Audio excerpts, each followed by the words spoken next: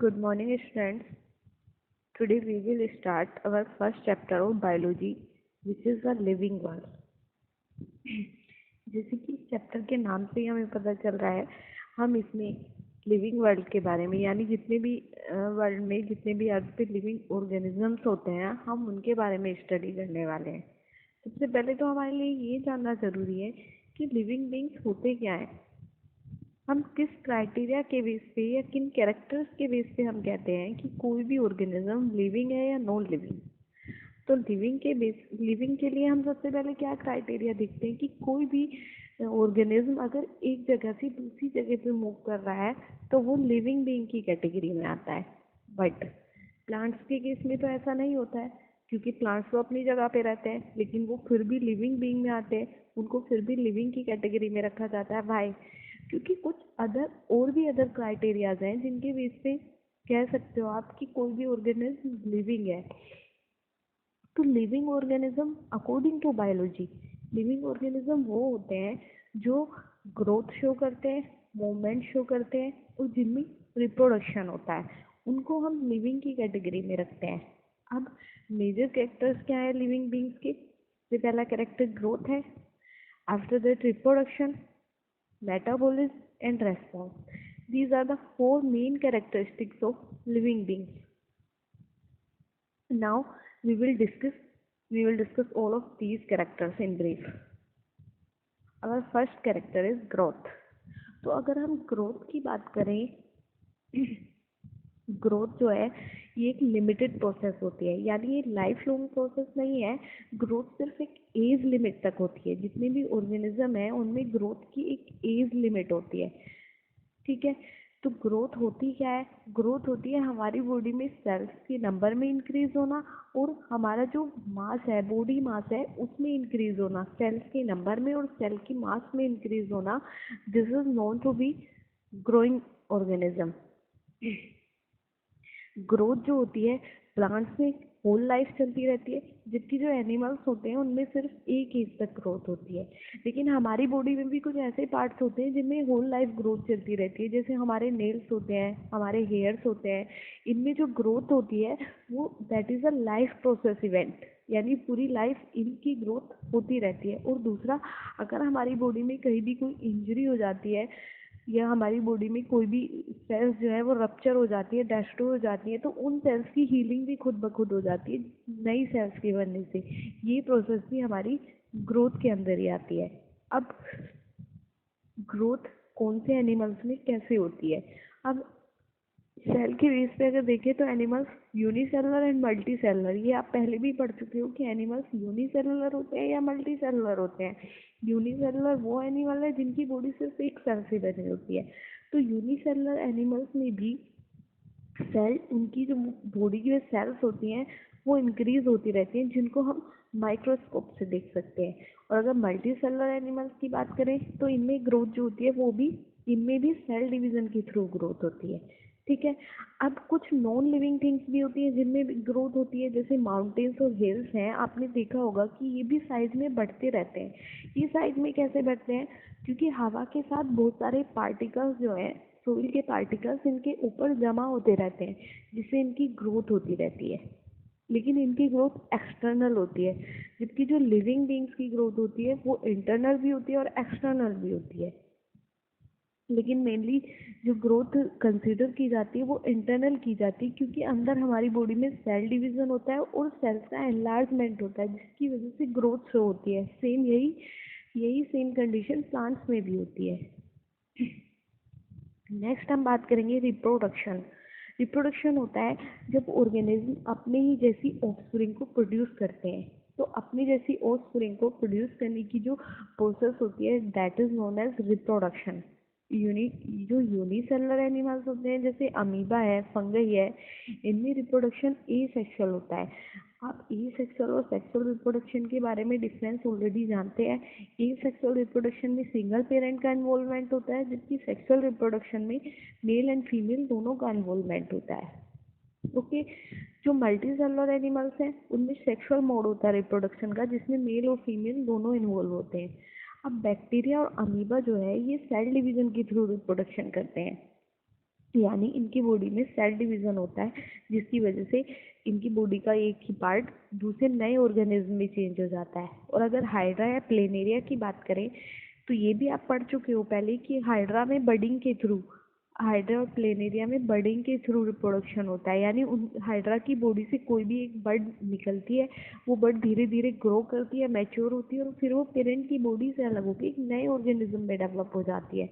ऐसी फंगई है। फंगई में जो रिप्रोडक्शन होता है एसेक्सुअल होता है, लेकिन वो स्पोरुलेशन की प्रोसेस के थ्रू होता है। यानी फंगई की बॉडी में बहुत सारे छोटे छोटे स्पोर्स बनते हैं। जब जब वो स्पोरुलेशन होता है, यानी जो थैलस होता है वो बर्स्ट हो जाता है, फट जाता है, तो स्पोर्स हवा में बिखर जाते हैं, जिससे बहुत सारी फंगई बन जाती है। यानी बहुत सारे ऐसे ऑर्गेनिज्म बन जाते हैं। तो हम कह सकते हैं रिप्रोडक्शन जो है ये हमारे लिविंग बीइंग्स की बहुत ज़्यादा असेंशियल प्रोसेस है। नेक्स्ट है मेटाबॉलिज्म। ये भी सारे लिविंग बीइंग्स की असेंशियल प्रोसेस है। मेटाबॉलिज्म होता है कि लिविंग बीइंग्स में जितने भी केमिकल रिएक्शंस होते हैं जिनकी जिनकी वजह से हमारी ग्रोथ होती है और रिप्रोडक्शन होता है, वो सारी जो केमिकल रिएक्शंस होती हैं वो हमारी मेटाबॉलिज्म के अंदर आते हैं। मेटाबॉलिज्म में दो तरह की रिएक्शन इन्वॉल्व होती हैं, anabolic reactions and catabolic reactions. Anabolic reactions में क्या होता है, जो कॉम्प्लेक्स सब्सटेंस है सिंपल सब्सटेंस से कॉम्प्लेक्स सब्सटेंस बनते हैं, जैसे कि फोटोसिंथेसिस। फोटोसिंथेसिस का आपको पता है, फोटोसिंथेसिस में वाटर और CO2 की प्रेजेंस में हमारी ऑक्सीजन और ग्लूकोज बनता है। तो ये हुई हमारी, यानी वाटर और कार्बन डाइऑक्साइड हमारा सिंपल वो है सब्सटेंस है, जिसकी वजह से हमारे कॉम्प्लेक्स सब्सटेंस बनते हैं, जो कि कॉम्प्लेक्स सब्सटेंस है हमारे ग्लूकोज एंड ऑक्सीजन। ठीक है।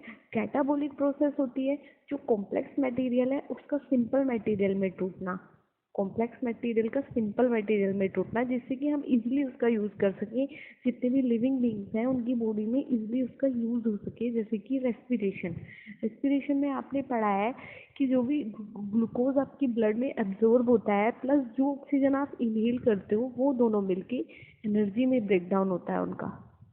इस ये जो प्रोसेस है कैटाबॉलिक प्रोसेस, इसमें हमारी एनर्जी रिलीज होती है, जबकि जो एनाबॉलिक प्रोसेस है उसमें एनर्जी यूज होती है।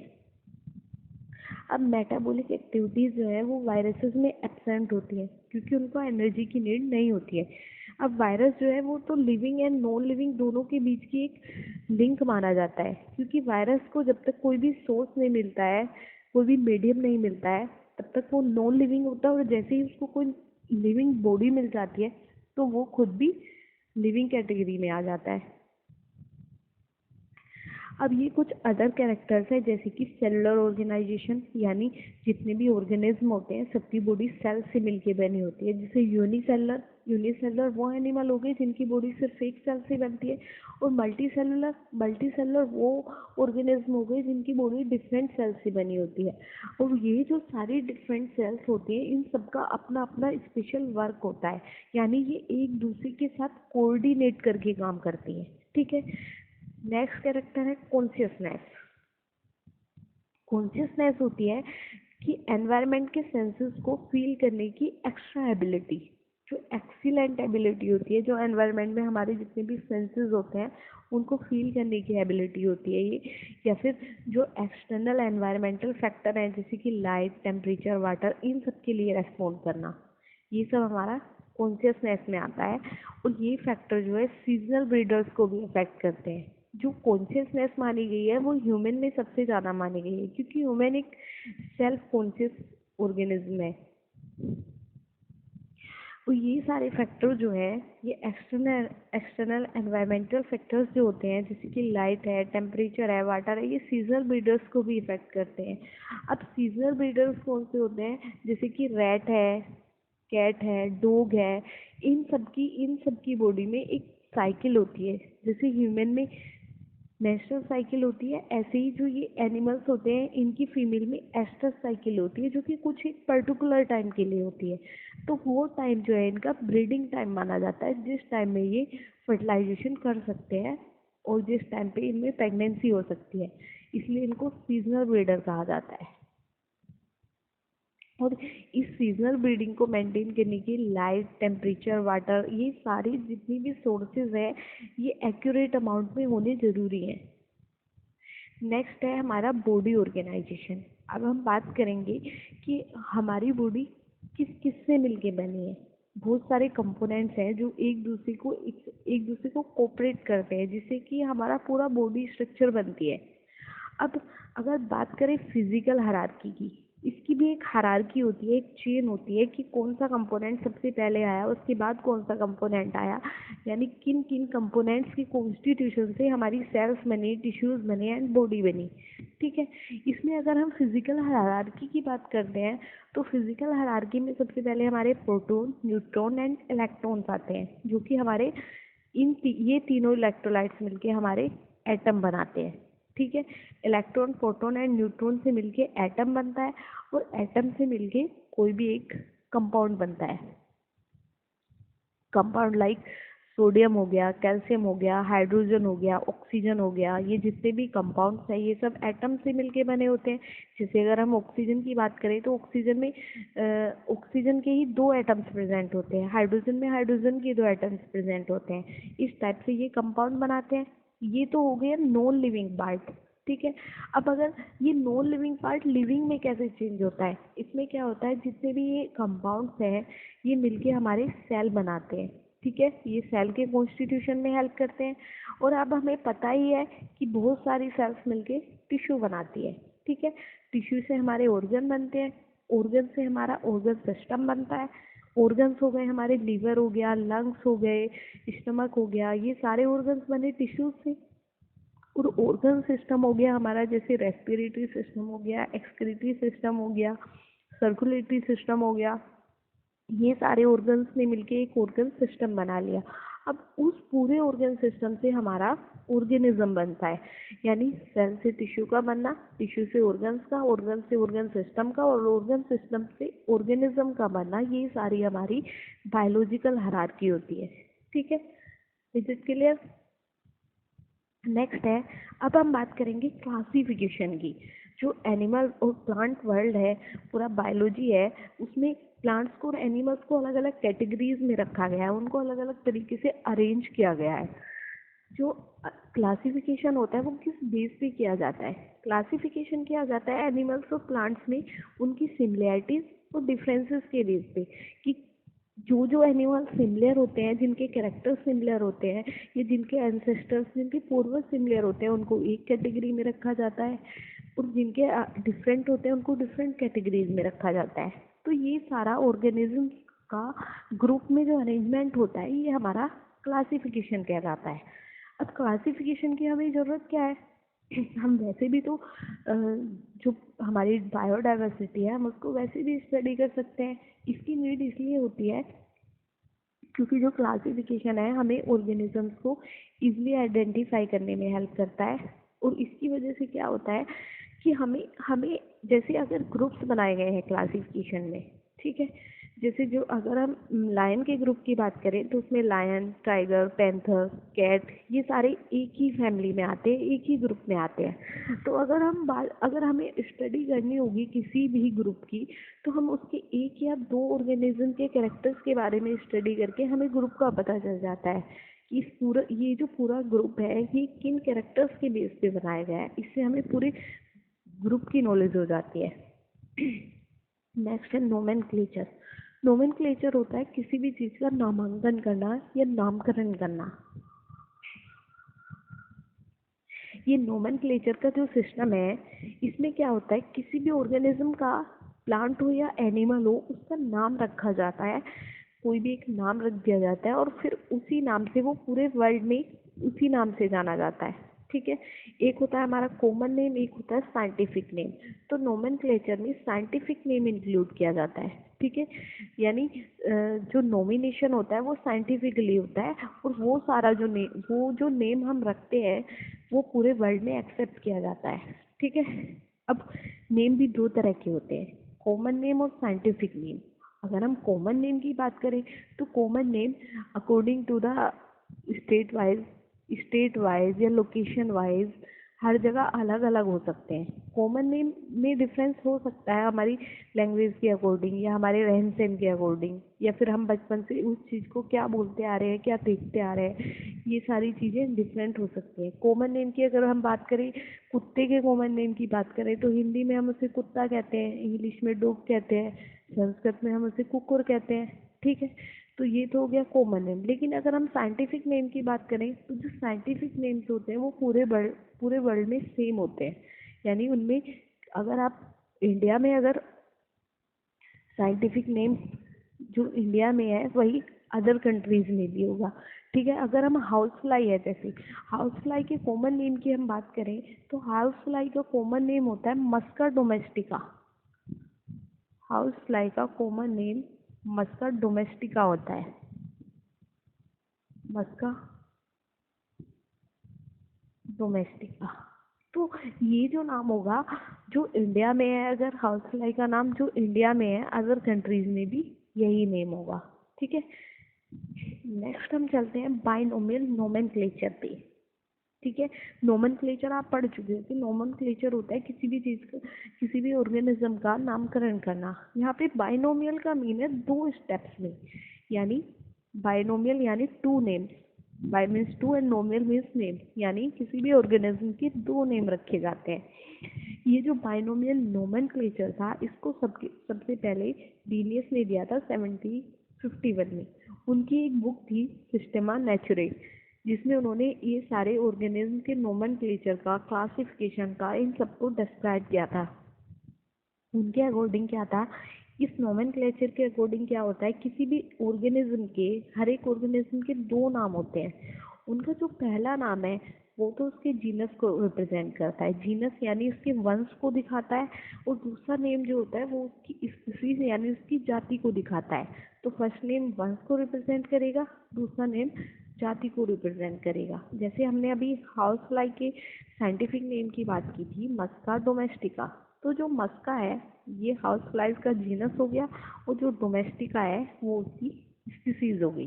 ठीक है, अब जो जीनस का फर्स्ट वर्ड है वो कैपिटल में लिखा जाता है, जबकि स्पीसीज जो है वो स्मॉल लेटर में लिखी जाती है। जैसे मस्का डोमेस्टिका है तो इसका जो एम होगा वो कैपिटल होगा, और जो डोमेस्टिका है वो स्मॉल लेटर में लिखा जाएगा। पूरा ही वर्ड वो स्मॉल लेटर में लिखा जाएगा। ठीक है, यानी जीनस का फर्स्ट लेटर कैपिटल होना चाहिए, और जो स्पीसीज है उसका नेम स्मॉल लेटर्स में होना चाहिए। और ये सारे जो नेम होते हैं ये इटैलिक्स में या फिर लैटिन में लिखे जाते हैं। जैसे कि मैंगो, आप देख सकते हो मैंगो का एग्जांपल मैंजीफेरा इंडिका, ये मैंगो का बॉटनिकल नेम होता है। फर्स्ट वर्ड इसमें मैंजीफेरा जो है वो जीनस को रिप्रेजेंट करता है, जबकि सेकेंड वर्ड जो है इंडिका वो स्पीसीज को रिप्रेजेंट करता है। ऐसे ही ह्यूमन का जो जूलॉजिकल नेम होता है वो होता है होमो सैपियंस। हाउस फ्लाई जो हमने अभी डिस्कस किया था, हाउस फ्लाई का जूलॉजिकल नेम होता है मस्का डोमेस्टिका। नेक्स्ट हम बात करेंगे डाइवर्सिटी एंड टेक्सोनोमी की। डाइवर्सिटी क्या होता है, डाइवर्सिटी का मीन होता है डिफरेंट डिफरेंट टाइप की वेराइटीज, यानी एक ही प्लेस में, एक पर्टिकुलर प्लेस में कितनी डिफरेंट टाइप की वेराइटीज प्रेजेंट है, that is known as diversity. और हमारा जो ये पूरी कंट्री है या पूरा वर्ल्ड है, अगर हम इसकी डाइवर्सिटी की बात करें, प्लांट्स की डाइवर्सिटी एंड एनिमल्स की डाइवर्सिटी की बात करें, तो वो कंसीडर की जाएगी एज अ बायोडाइवर्सिटी। ठीक है, डाइवर यानी बायोडाइवर्सिटी का मीन होता है कि हमारी अर्थ पे जितने भी टाइप के और जितने भी नंबर, यानी प्लांट्स और एनिमल्स की कितनी वैरायटीज और कितने नंबर प्रेजेंट हैं, ये सारा हमारा बायोडाइवर्सिटी में आता है। नेक्स्ट है हमारा सिस्टेमेटिक्स। सिस्टेमेटिक्स जो है ये एक लैटिन वर्ड सिस्टेमा से लिया गया है, जिसका मीन होता है ऑर्गेनिजम्स का अरेंजमेंट करना। ठीक है, इसका यूज भी सबसे पहले लिनियस ने ही किया था 1751 में अपनी बुक सिस्टेमा नेचुरे में। इसमें क्या था, उन्होंने ऑर्गेनिजम्स को उनकी जीनस और स्पीसीज के बेस पे अरेंज किया था। उनकी स्पीसीज, जीनस और ग्रुप्स कि उनको किस ग्रुप में रखा जाता है उसके बेस पे ऑर्गेनिजम्स को अरेंज किया। फिर नेक्स्ट है आइडेंटिफिकेशन। आइडेंटिफिकेशन होता है कि किसी भी ऑर्गेनिज्म का नेम और पोजीशन पता करना उसके मॉर्फोलॉजिकल और एनाटॉमिकल कैरेक्टर्स को देख के। मॉर्फोलॉजिकल कैरेक्टर यानी जो आउटर स्ट्रक्चर होती है, यानी जो प्लांट्स है उनको बाहर से देख के कि उसके प्लांट का कलर कैसा है, स्टेम कैसा है, उसकी लीफ कैसी है, उसके ऊपर फ्लावर कैसा है। और अगर एनिमल की बात करें तो एनिमल दिखने में कैसा है, ठीक है, उसकी बॉडी का कलर कैसा है, उसकी आइज़ कैसी है, उसके सर पे सींग है या नहीं है, पूंछ है या नहीं है। इस टाइप से ये हमारी आउटर स्ट्रक्चर्स हो गई, जो आउटर फिजिकल अपीयरेंस होती है उसको मॉर्फोलॉजी कहते हैं। और एनाटोमी होती है जो इंटरनल स्ट्रक्चर होती है, हमारे इंटरनल ऑर्गन्स की जो स्ट्रक्चर है उसको हम एनाटोमी में स्टडी करते हैं। तो मॉर्फोलॉजी और एनाटोमी के बेस पे एनिमल्स को आइडेंटिफाई किया जाता है कि उनका करेक्ट नेम क्या है और उनकी पोजीशन क्या है। नेक्स्ट है टैक्सोनॉमी। टैक्सोनॉमी क्या होती है? इसमें जितने भी ऑर्गेनिजम्स हैं उनका क्लासिफिकेशन किया जाता है, आइडेंटिफिकेशन किया जाता है, प्लस उनका नोमेनक्लेचर किया जाता है। यानी साइंस की वो ब्रांच जिसमें हम ऑर्गेनिजम्स के आइडेंटिफिकेशन, क्लासिफिकेशन और नोमेनक्लेचर की स्टडी करते हैं उसको हम टैक्सोनॉमी कहते हैं। और टैक्सोनॉमी के जो फादर हैं वो कैरोलस लिनियस को माना जाता है। ठीक है। टैक्सोनॉमी का जो बेस होता है वो होता है मॉर्फोलॉजी यानी आउटर स्ट्रक्चर ऑर्गेनिजम्स की, साइटोलॉजी यानी उनकी सेल्स की स्टडी करना, ठीक है, एम्ब्रियोलॉजी यानी उनका एम्ब्रियोनिक डेवलपमेंट किस तरह का रहा है, यानी एम्ब्रियोनिक स्टेज में उनकी जो डेवलपमेंटल स्टेज होती हैं उन सारी स्टेजेस को स्टडी करना, और इकोलॉजी यानी वो किस तरह के एनवायरनमेंट में सर्वाइव करते हैं। ये सारा जो है ये टैक्सोनॉमी का बेस होता है। मीन टू से पहले हर एक ऑर्गेनिज्म की के इन ग्रुप्स की स्टडी की जाती है और उसके बेस पे उसको आइडेंटिफाई और क्लासीफाई किया जाता है, इसलिए ये टैक्सोनॉमी का बेस है। नेक्स्ट है टैक्सोनॉमिक कैटेगरीज। टैक्सोनॉमिक कैटेगरीज होती है ये टैक्सोनॉमी का अरेंजमेंट होती है, यानी कि टैक्सोनॉमी में हमें किस ऑर्गेनिज्म को किस तरह से उसका नोमेनक्लेचर करना है, किस तरह से उसका क्लासिफिकेशन करना है, तो उनकी एक कैटेगरी होती है। और ये सारी कैटेगरी मिलके जो टैक्सोनॉमिक कैटेगरीज होती है ये मिलके टैक्सोनॉमिक हायरार्की बनाती है। अब हायरार्की की बात करें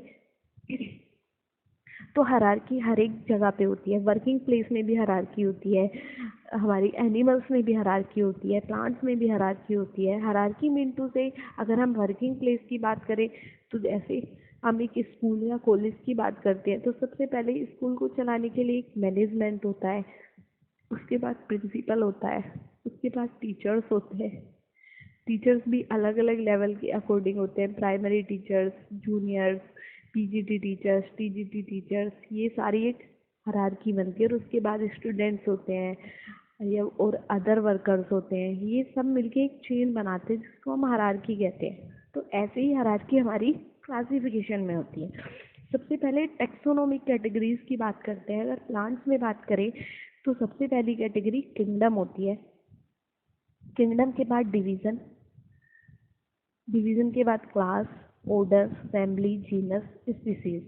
सेम ये कैटेगरी एनिमल्स में होती है, लेकिन एनिमल्स में डिवीज़न की जगह फाइलम का यूज़ किया जाता है, फाइलम वर्ड का हम यूज़ करते हैं। और प्लांट्स में हम डिवीज़न वर्ड का यूज़ करते हैं, और इसी के बेस पे प्लांट्स का और एनिमल्स का क्लासिफिकेशन किया जाता है इन्हीं टैक्सोनॉमिक कैटेगरीज को इंक्लूड करते हुए।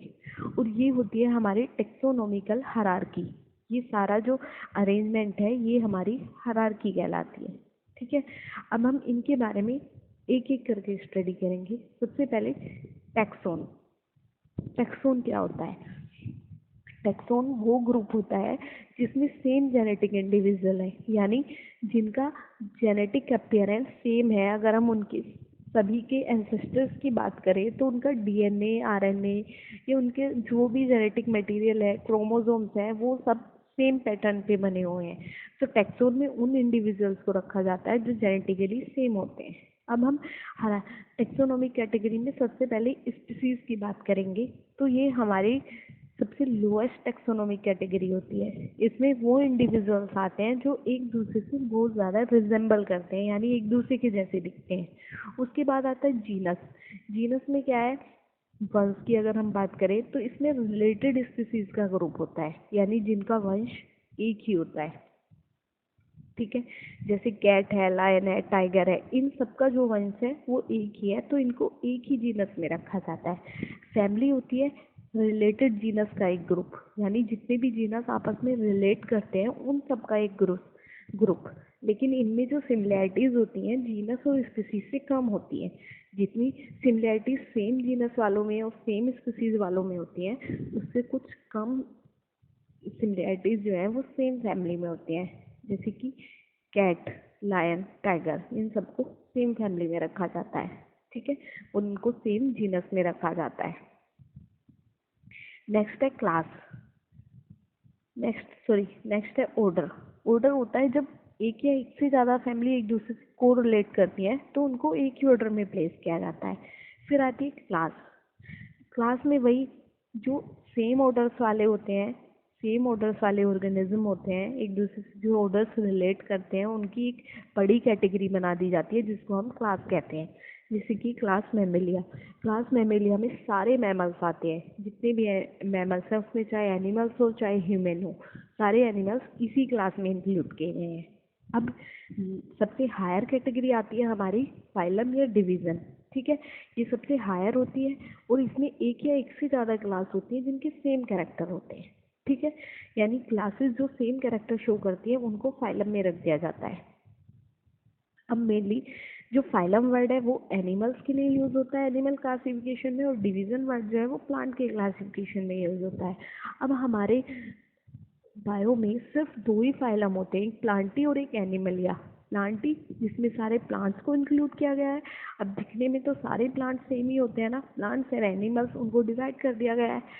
अब फिर आगे जाके फर्दर उनकी कैटेगरी को डिवाइड किया जाता है, यानी किंगडम दो ही होते हैं, प्लांटी एंड एनिमलिया।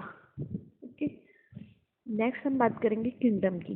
ये सबसे हाईएस्ट कैटेगरी होती है और इसमें सारे ऑर्गेनिज्म आते हैं जो कि सिमिलर कैरेक्टर शेयर करते हैं, जैसे कि प्लांट्स एंड एनिमल्स। ओके, अब हम बात करेंगे टेक्सोनोमिकल एड्स की। ये वो टेक्निक या प्रोसीजर होते हैं जिनसे हम किसी भी ऑर्गेनिज्म को स्टोर कर सकते हैं, आइडेंटिफाई कर सकते हैं, उनका क्लासिफिकेशन कर सकते हैं, उनके बारे में इंफॉर्मेशन गैदर कर सकते हैं। ये सारी टेक्निक्स जो हैं ये हमारी टेक्सोनोमिकल एड्स में आती हैं। तो टेक्सोनोमिकल एड्स में सबसे पहले आती है हर्बेरियम। ये एक तरह की फाइल होती है, हर्बेरियम फाइल। प्लांट्स उसमें ये बॉटनी में यूज़ होती है। इसमें क्या किया जाता है, इसमें जो प्लांट्स हैं, डिफरेंट स्पीसीज़ के प्लांट्स हैं, उनको हम पहले कलेक्ट करते हैं, उसके बाद उनको सुखाते हैं, फिर उनको प्रेस करके रख देते हैं किसी भी भारी चीज़ के नीचे, बुक्स वगैरह में बंद करके, रैपर में बंद करके उनको प्रेस कर देते हैं, जिससे उनके अंदर जो सैप होता है, रस जो होता है, वो सूख जाए बिल्कुल।